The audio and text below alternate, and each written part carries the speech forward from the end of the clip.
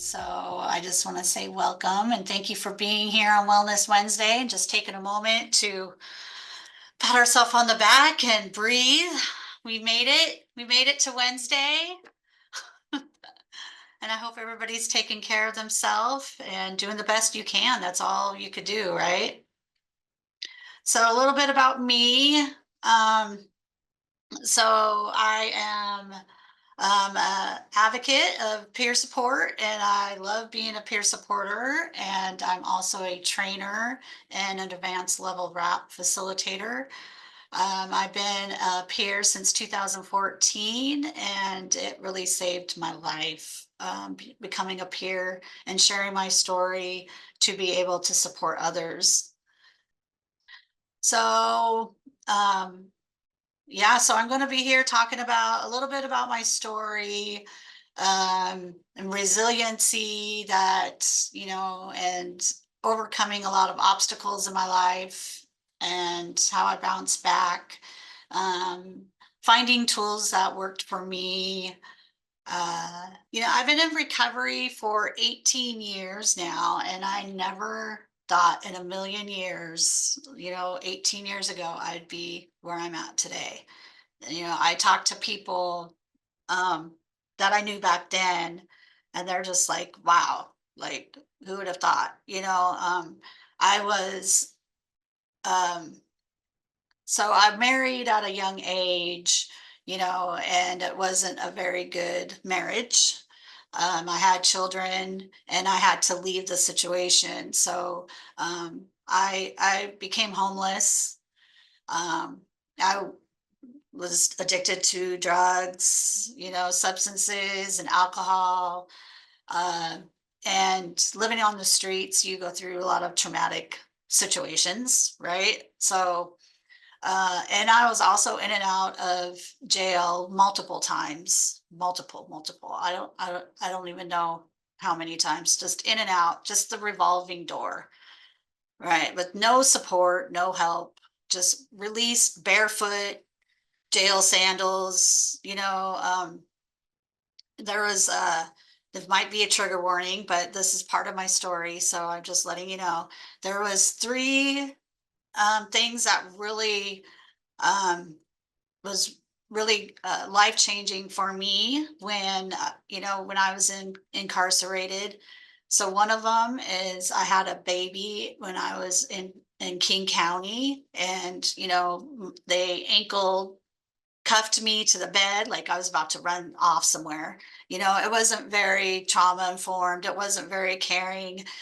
It was very harsh. And then when you get sent back to jail, and then released, 6 months later, there was no connection, there was no support, no, nobody telling me where my baby was, nothing, so that made it even harder for me to manage my life. So, um, you know, I ended up using more and going down that spiral even deeper.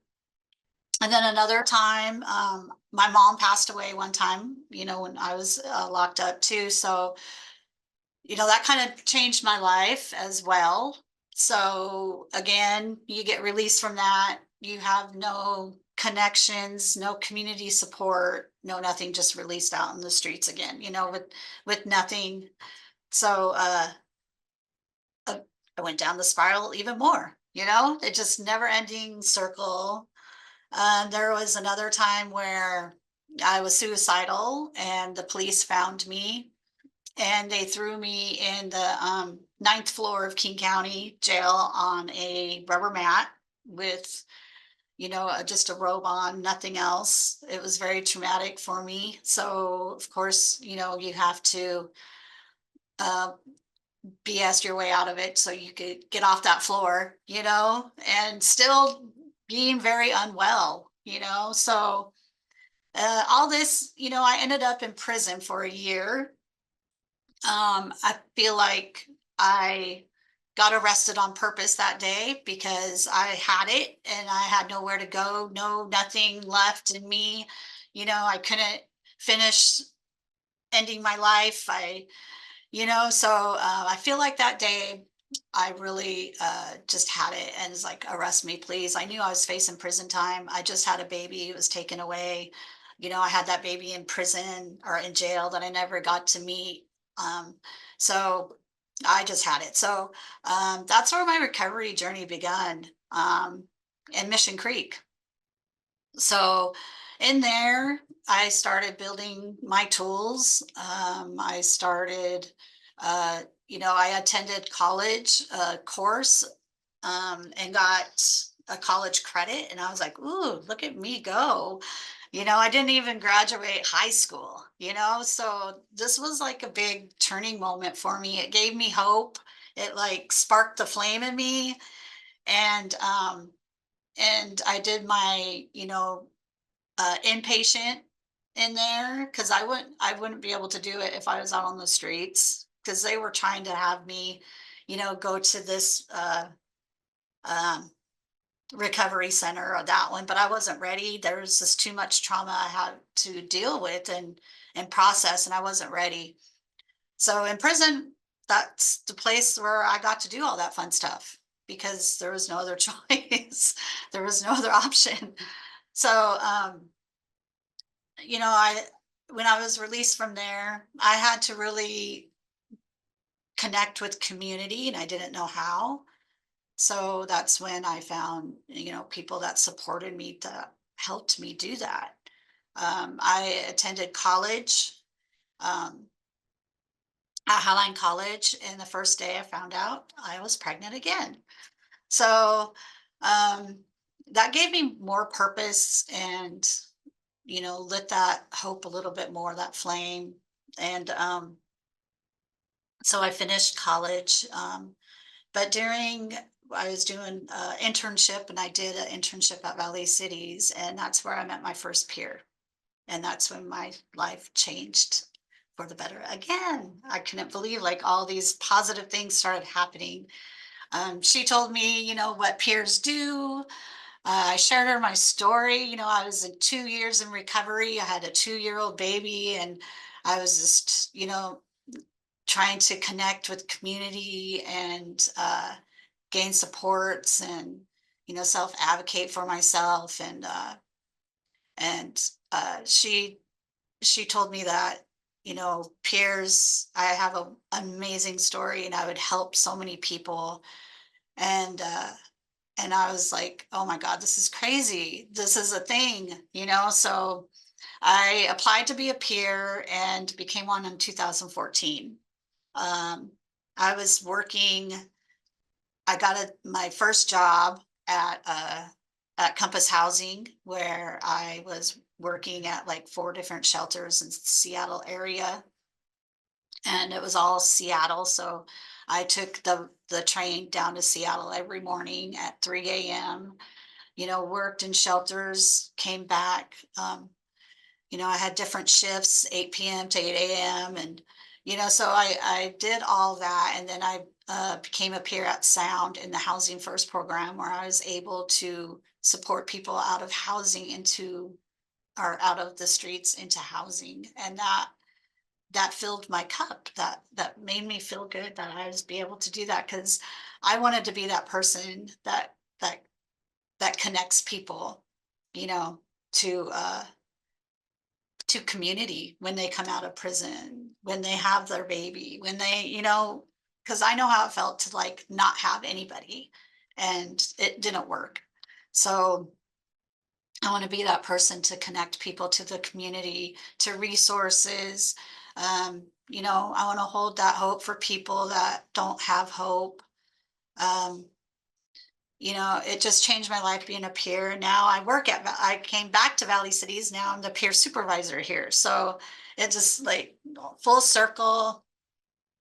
And I oversee 23 peers now. And I love what I do. And I'm also a RAP facilitator. I don't know who else done a RAP. Tyrese, I know you have. Yes. So rap changed my life for the better even more. It gave me more tools. It gave me choices and options. Uh, it gave me a voice to use, like, these are my tools that work for me. Because people were telling me, you should do this, you have to do that. And it didn't work for me. And I thought, I'm broken because I'm still not feeling well.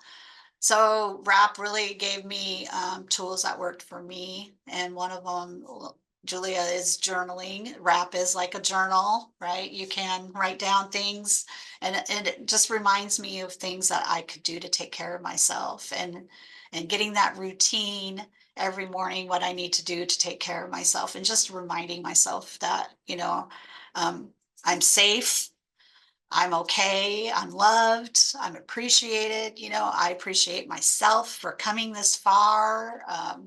Yeah, so those little things that keep me going, and keep my cup full. So, if you are interested in being facilitated in RAP, there's a couple different ways and different levels. Um, so the first one is RAP 1, and that is a 2-day, and it could be online or in person. And Valley Cities, we do RAP trainings. So if you want to go to our website, valleycities.org, uh, can you put that in the chat, Tyrese? I can't, I can't talk and type at the same time. And it does cost, but it is a good investment for yourself, and for if you work at an agency too. You can help others with their own rap, after you take the rap 1, and you are also able to use rap in your personal life. So it's so for personal and professional. It serves both purpose. So it's a win-win. It's just like, and then rap 2 is where you get learn to facilitate groups. So you can do 8 to 12 week support groups for your agency or organization you work for, or in your community. And you're also able to do the RAP 1 training. So you could do a 2-day RAP training too, to train other people. And then there's Valley Cities does those too. And then AHP, so Advocates for Human Potential, is the owner of RAP, and they're based in Pennsylvania. They do RAP all over the world, and they're expanding it even more. And I'm in talks with them to come here again in Washington this year, of course, to do another RAP 3. So that is an advanced level rap facilitator. That's what I am now. And that gives you the chance to train rap 2 and 1. Identifying those early warning signs is super important. Like, I know what they use the word triggers, but I use the word activation. So I know what activates me. I know what I need to stay away from. When I got out, I had to change every aspect of my life, because I was so used to being on survival mode, out there on the streets. And I had to change the way, I think. I had to change the way, I feel. I started like feeling feelings when I got sober. I wasn't used to that. It's still weird. Like, what is this? Like, so, managing the way I feel, the way I act and respond to things is not how I would have done that, you know, 19 years ago when I was living on the streets. I would have been, I was so different. Like, it's crazy. Like, I had to change everything. So rap helped me find the tools to do that and to self-advocate for myself, and that personal responsibility on putting my tools into action. It's up to me. It's my responsibility to keep myself sober and well. It's nobody else's.